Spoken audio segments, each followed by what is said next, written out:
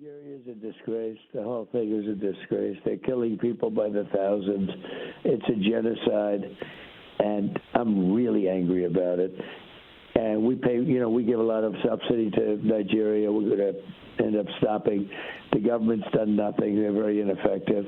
They're killing Christians at will. And, until I got involved in it 2 weeks ago, nobody even talked about it.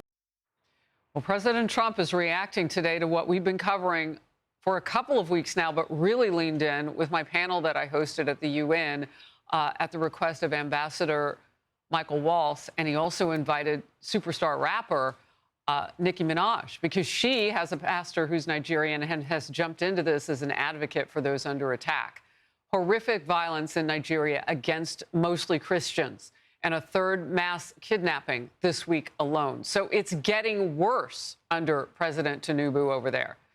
In this attack, gunmen targeted a Catholic school just days after that attack on a Christian church. Islamic terrorists in Nigeria. There are now 22 of those groups, including Boko Haram, and some of them are aligned with ISIS.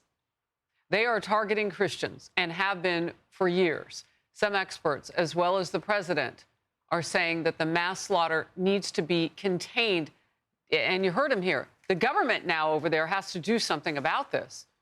I joined U.S. Ambassador Waltz for an event on the crisis earlier this week. I served in Nigeria helping train their Navy SEALs for hostage rescues and to go find these girls. And Harris, it is horrific what is happening to them right now. We were able to get many of them back, but not all of them. And as a father of a daughter, it's just horrific to think little girls, 8, 9 years old, being kidnapped out of their schools and sold into Islamic sex slavery.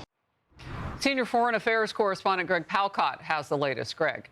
Hi, Harris. That's right. More violence in Nigeria. Christians again under fire. A Catholic secondary school in the town of Gwara in northwestern Nigeria attacked by gunmen. Local media says as many as 52 kids were kidnapped. A desperate search involving military and police is on right now. And yes, earlier this week, a Catholic church nearby was attacked. 2 people were killed and 38 worshipers abducted. The ransom per person, $69,000. Thousands of Christians have been killed in recent years there, leading some, yes, to speak of a Christian genocide. President Trump has branded Nigeria a country of particular concern regarding religious freedom, threatening to apply sanctions and send in U.S. troops. Here's how a State Department official put it at a congressional briefing yesterday.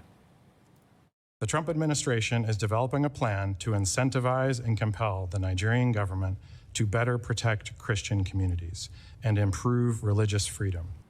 Still, the Trump administration and analysts say others are getting hurt, too, by Islamist terrorists, organized bandits, militants.